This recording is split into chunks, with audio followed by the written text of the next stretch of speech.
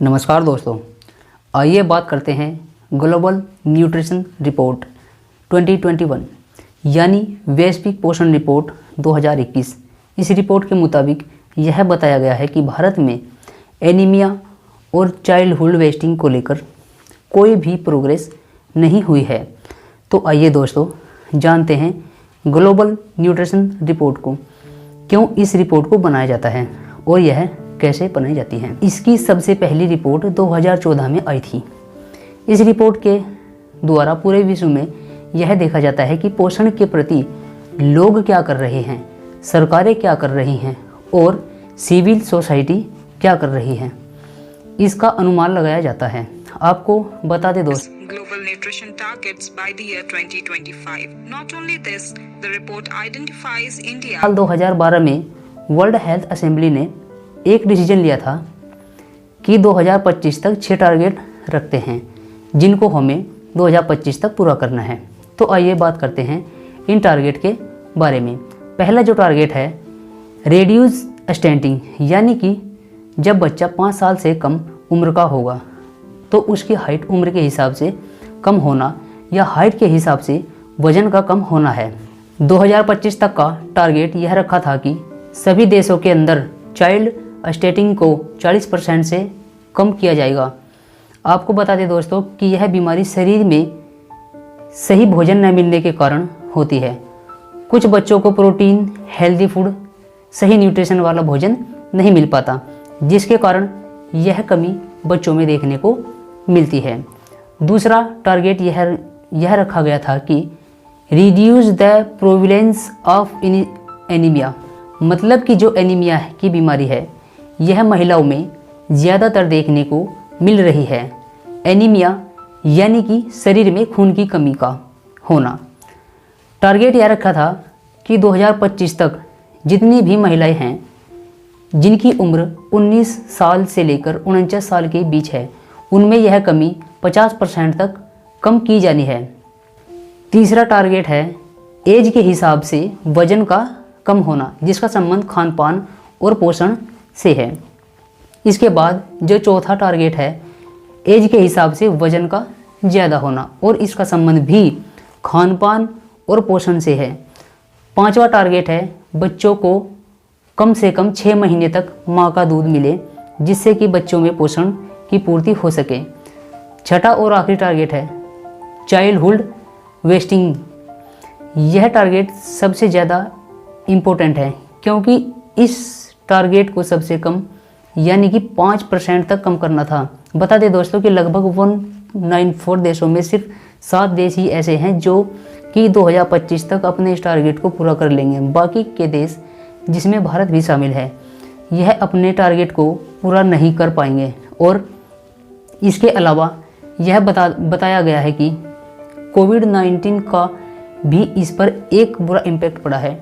दरअसल जो भी प्रोग्रेस हो रही थी वह अब काफ़ी हद तक रुक गई थी।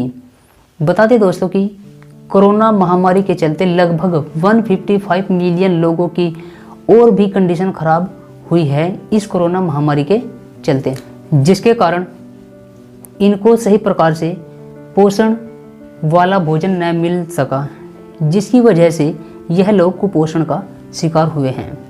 इस रिपोर्ट में बताया गया है कि लोगों की डाइट इम्प्रूव तो हुई है लेकिन बहुत ही धीमी गति से।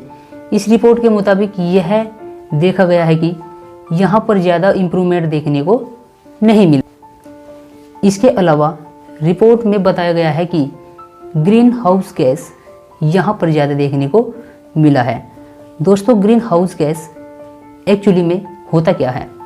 दरअसल ग्रीन हाउस गैस खाना बनाने के समय निकलने वाली एक गैस है जो कि हमारे इन्वायरमेंट को बहुत तीव्र गति से नुकसान पहुंचाने का काम कर रही है।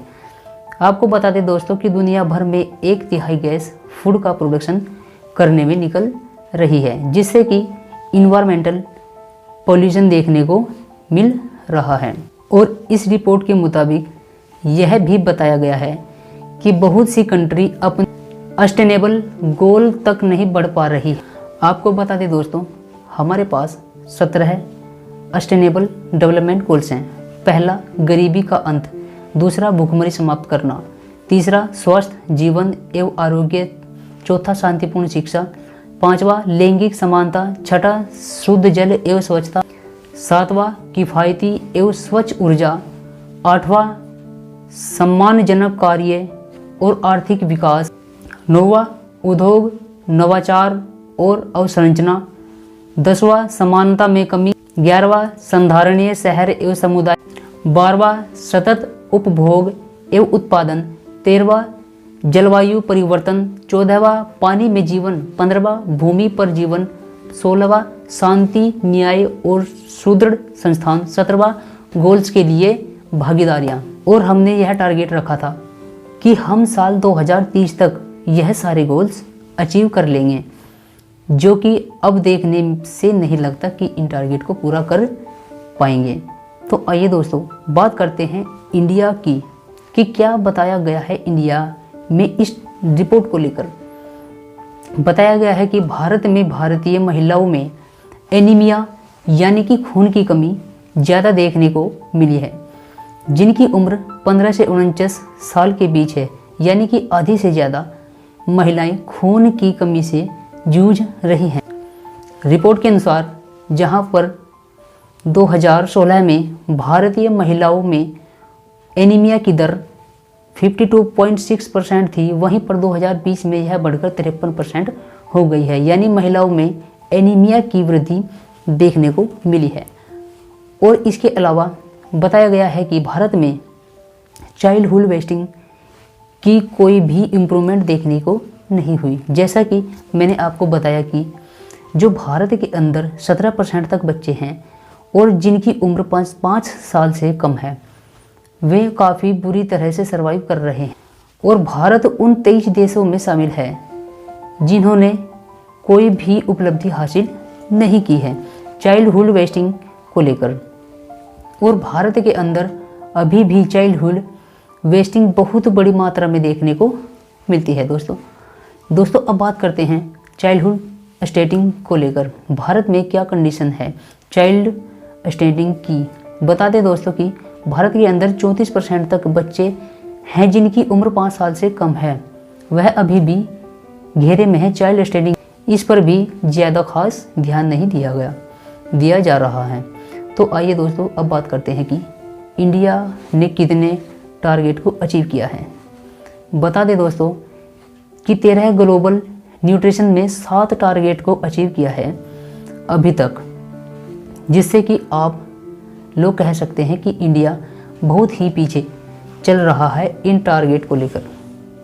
आइए दोस्तों जानते हैं कि रिपोर्ट में क्या सुझाव दिए गए हैं इन कंडीशन को लेकर। इस रिपोर्ट में बताया गया है कि कंडीशन को देखते हुए आपको ज़्यादा पैसा लगाना होगा इस चीज़ के ऊपर। और दूसरा सुझाव दिया है कि आपको सभी कैटेगरी को देख कर चलना होगा। तो इस प्रकार GNR 2021 की जानकारी समाप्त होती है। मिलते हैं अगले वीडियो में, तब तक के लिए बाय बाय, राम राम, दुआ सलाम, जय हिंद, जय भारत, वंदे।